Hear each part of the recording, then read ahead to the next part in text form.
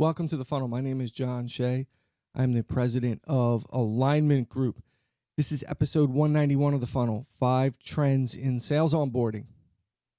Before we get started, head on over to, maybe you shouldn't head on over now, but at some point, head on over to alignment-group.com/the funnel and subscribe. If you subscribe to the funnel, I will send you the show notes.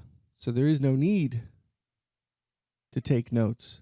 Take pen and paper in hand and write down what I'm about to say. So here are the 5 trends that we've seen in sales onboarding, and I'll cover each one in depth.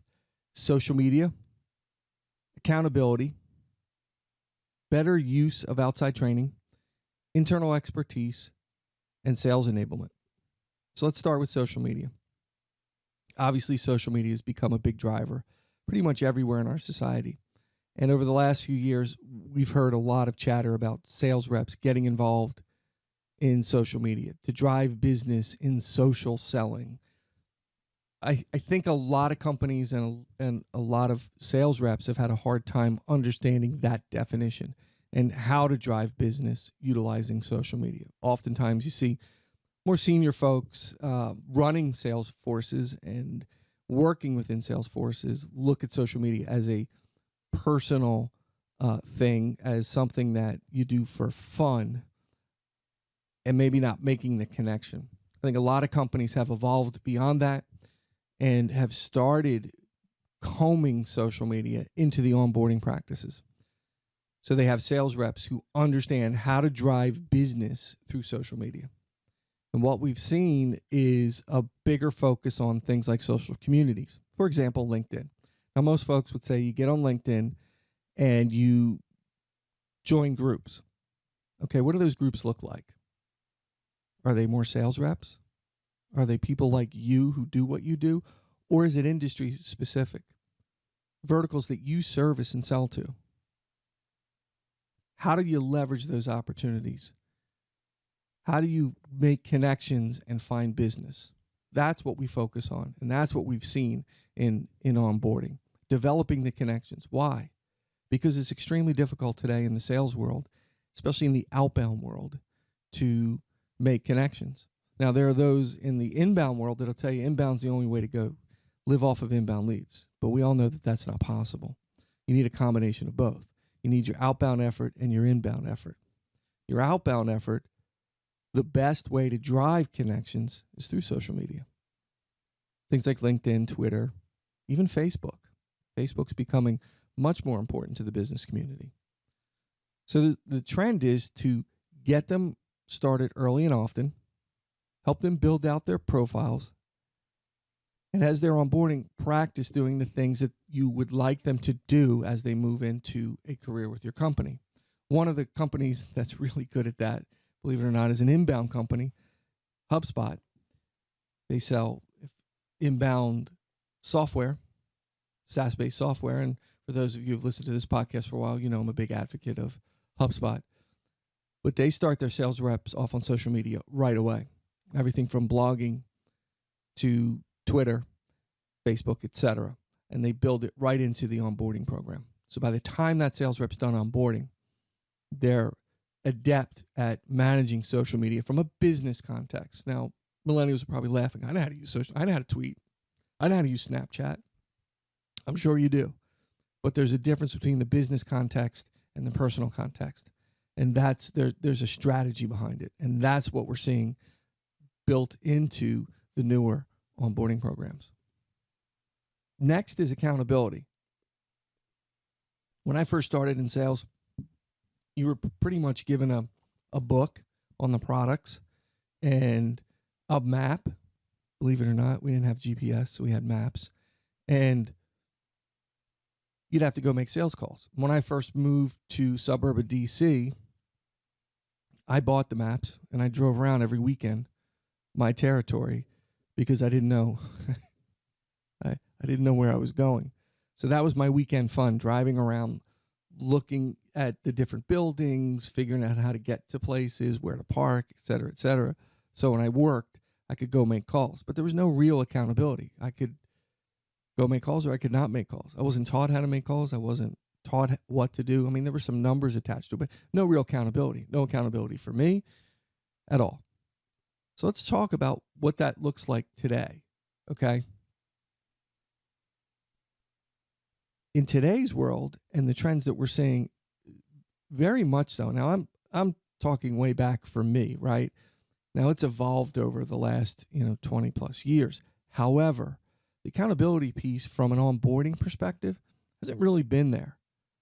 There's some teaching and some work, and it's evolved a little bit from where I started. But in the last few years, the trend has been for good companies that build onboarding programs is hold both the sales manager and the sales representative accountable. So the sales manager's accountability is to deliver the onboarding process to the rep and create some success with that. And what does success look like? Well, a sales rep that makes it through, understands the content that they've been taught out of the 3 buckets that we've talked about in past podcasts: the company, sales process, and products and services. And they go out and they become a valuable contributor to the company. They deliver on revenue and profit earlier than they had in the past, and their success begins to shine through. The sales rep's responsible for getting the sales rep there, for delivering that. The sales manager's role here is to make sure that this is driven properly. Now, for the sales rep, it's simple. They have to learn what's in front of them, and they have to apply it on a daily basis. And they're held accountable to that. In our onboarding program, we score it out, right? So we talk about this in the past, but this is how the accountability side works for the sales rep. They're mapped out for full 90 days. Now, there's time in there to do other stuff, but everything they need to know is mapped out over that 90 days. Every contributor is a part of that, the training and the development, and they have to sign off on that sales rep's ability to understand that. And the sales rep is required to learn it. At the end of 30, 60, and 90 days, they're scored. And the scoring gets more difficult as you move along.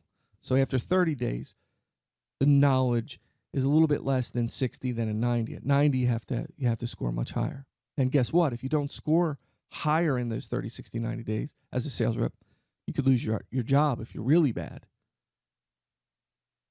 And if you're close and your manager decides to keep moving forward with you, you're both responsible and accountable for getting you back up to speed.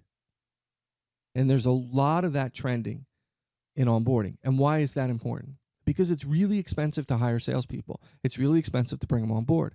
And quite frankly, over the years, it's gotten harder and harder to get people up and running and productive in a short amount of time. As a matter of fact, it's gotten longer. It's like 9 to 10 months to get people going in most cases. What we attempt to do is shorten that down. We want 90 to 120 days. We want them producing something. We want them producing at a pretty good level for you. Now, depending on the complexity of the sale, I understand it could take a little longer. But the idea is take whatever you have now, if that's 12 months, and shorten it down. If it's 9 months, shorten it. Accountability helps shorten the process. Holds everybody to a higher standard. Because if you do make a mistake, if you're a sales manager and you make a hiring mistake, accountability means fixing that mistake within the first 30 days and not allowing somebody to stay with your company for 12, 16, 18 months who's not going to produce. So companies have put a big focus on accountability. I think part and parcel is because of people like me saying, "This, you need this. This is how it works." Next is the better use of outside training. Now, some folks would say, well, when you're onboarding, you don't need outside training. You should do it all yourself. Well, that's easy to say for those of us who have resources, right? So if you have a good-sized company and you have a ton of resources, that's great. Not everybody has those resources. Okay, so let's take an example, an easy example, okay? Let's take an easy example. Product. Channel reps. You have a rep that represents the product you're selling from the provider. You're a reseller. Oftentimes in the past, you would see channel reps come in, do the data dump, and leave without any vetting of that process by the business owner or the sales manager. Oh, so-and-so is going to come in and teach a product. I can't tell you how many times I got feedback from the reps like they don't know a whole lot about their product. They're just showing me PowerPoint slides. And I just had recently one channel rep just said, and I heard it, I was there, just if you don't understand something, just do what I do, just fake it. Fake it. That's not how we represent our company. We don't fake anything. We don't do that. I had a client that asked me to sit in on a conversation with a channel rep. So we had a long conversation after that on how we're going to vet this, because it doesn't make sense to do it the way you're doing it now. Don't just throw them out there. So what I'm seeing is when we build solid onboarding programs, and the trend that I'm seeing is the better use of those folks. So they're bringing them in, trying to get a better understanding of what they know, the training and development they'll provide, whether it's online video training, whether it's a webinar series, or the rep comes in and sits down with them and helps train them. We're not just going to let them come in for a day and data dump. We're going to put it as part of the onboarding plan. And we're going to vet what they're going to train on. And we're going to make sure that they understand their product or service. And if they don't, we're going to find somebody that does within their company. And we'll have those kind of conversations up the food chain. So it's not, so what we're seeing is better use of these types of resources. And if you haven't done that, there's my tip of the day. In addition to that, there are outside training firms that do strictly sales training. Now, I do everything, right? So I do a lot of hiring and onboarding, and that's a strength, I think, because I do a lot of that. I do sales training and coaching and development, and management coaching. So I do it all. When companies have a contract with an outside training firm, we utilize those assets in a much better way. We don't just send them away for a week and say, okay, we're going to dump your training off on you. We try to develop a plan with the outside firm to deliver the sales methodology and the sales process, whatever they're training on, in the proper place and time, coinciding with the onboarding. And we want to assess those skills and make sure that they understand it. And if they don't, they have to go back through it again, the whole onboarding thing. But better use of outside training firms and better use of channel representatives, it just comes down to one simple thing: paying attention. Or you could call it accountability. Instead of just letting them do what they want to do, yeah, come on in, spend 2 days with them. The manager, go back to accountability, is now getting involved in what they're going to be trained on and having a say in what that looks like. And if you go back a few episodes in building a sales onboarding program, one of the things that you need to do is bring in the experts within your company. You build a team and it's a project, et cetera, et cetera. So you vet that out. You want to see the training program. You want to go through it. You want to see the PowerPoint slides. You want to understand their depth of knowledge and how they're going to deliver it. And then you're going to make recommendations and build it out the way you want. You're not going to let them tell you what to do and how to do it.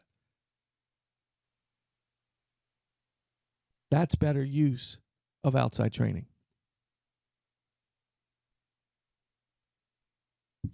Next, I'm going to talk about internal expertise. And I really believe that there's a ton of reasons for this. I mean, I've pushed it with onboarding, and I know other folks have done it too. When you build an onboarding program, you can't build it alone as a sales manager. There's too many facets in what you're doing. We just talked about one with product training and channel representatives and sales training, maybe with an outside training firm. What about internally? There are a lot of processes and paperwork, et cetera, et cetera. And the biggest complaint about sales reps in any company is they don't do things the right way. They do what they want when they want. Most of the time, it's because they haven't been trained properly. Most of the time, they've been trained by the person, the guy or the man or the woman before them who didn't do it right. So it just kind of perpetuates itself. What we're seeing as a trend line here is bringing in the right resources within the company to train the rep the right way to do things. So what does that do? First of all, that solidifies a sales-driven culture. And we're seeing that. And that's exciting. Sales-driven culture doesn't mean a sales rep can do whatever they want, whenever they want. A sales-driven culture understands the nature of feeding the beast, driving business into the coffers to grow the company and expand everyone's opportunities. So we're seeing people understand that and use onboarding as a way to help with that sales-driven culture and a way to achieve the goals in a much different capacity, right? They're supporting the sales effort and they're supporting themselves by getting involved in onboarding and teaching them the right way from day one. It's an all hands on deck approach. We're all in this together. You get departmental input. You build on the goodwill of teaching. You have great communication between departments. You're aligning your objectives and your goals because everyone's working together for the greater good. It really helps with sales and marketing alignment because you get marketing and sales involved in some heavy conversations and ongoing meetings. So people have realized that it doesn't lie within the sales department onboarding, that it's a company thing, and that everybody needs to participate if you're going to have success. That the last person you want training a sales rep on how to fill out paperwork is another sales rep who doesn't fill out the paperwork properly. Next is sales enablement. So sales enablement takes on a lot of connotations. There's a lot of different, what I would call different definitions, right? I think what I would say is that sales enablement is putting the sales reps in the best possible position to succeed. And that's everything from marketing messaging to the tools that they use. In the context of sales and onboarding, what we're seeing is companies taking advantage of the onboarding process to put sales enablement in front of sales reps. And let's just talk about the tools for a second. This is how we use our CRM. We're going to train you on the CRM. We're going to teach you how to use it, and then we're going to hold you accountable to it. So 6 months from now, I'm not chasing you to use the CRM. Now, the flip side of that on onboarding and the flip side of the CRM is it's not a labor-intensive, administratively red tape-driven tool to make management happy because they have really cool dashboards. That's not what we're talking about here. We're talking about managing the pipeline, managing the activity levels. This is what we're doing. These are the tools that are going to help you succeed. And oh, by the way, we're going to pull the things out that you don't need. So onboarding as a trend line with sales enablement, it says, okay, here's where you can be successful.